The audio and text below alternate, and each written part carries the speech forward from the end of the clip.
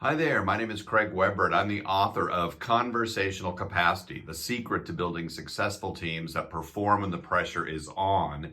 And I'm thrilled now to be partnered with the Ken Blanchard Companies and my partners there at Blanchard, New Zealand, to deliver the Conversational Capacity course, something I've authored along with the Ken Blanchard Companies. And this course, we talk about how you as an individual and how you as a team can build your conversational capacity. And so the question is, what does that mean? And so we can define conversational capacity in a number of ways, but the simple definition is it's the ability as an individual or a team of people to work in a sweet spot where two critical things are in balance.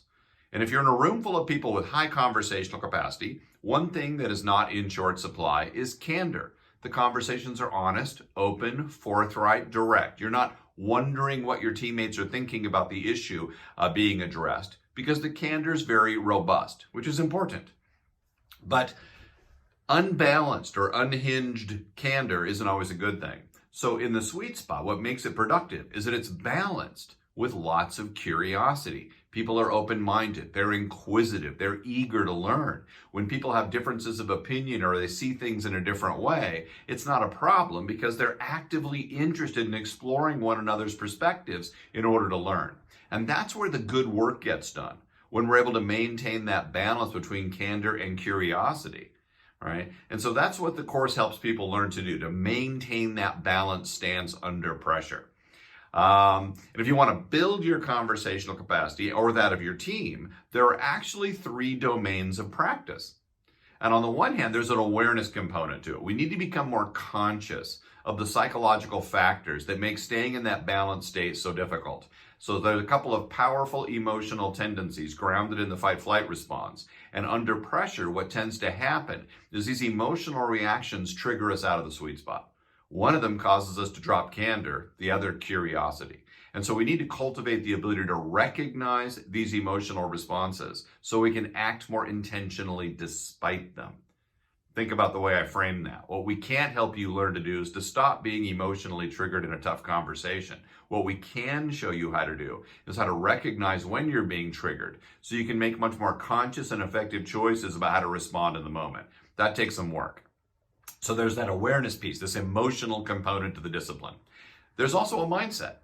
We need a conversational North Star. We need a navigational beacon, you could say, so that we're clearly focused under pressure on what matters in the moment. What's the purpose of the conversation? What are we trying to achieve? How do we subordinate our defensive emotional reactions to a higher order set of goals in the conversation? And so the conversational capacity mindset gives you sort of a cognitive framework on which to focus.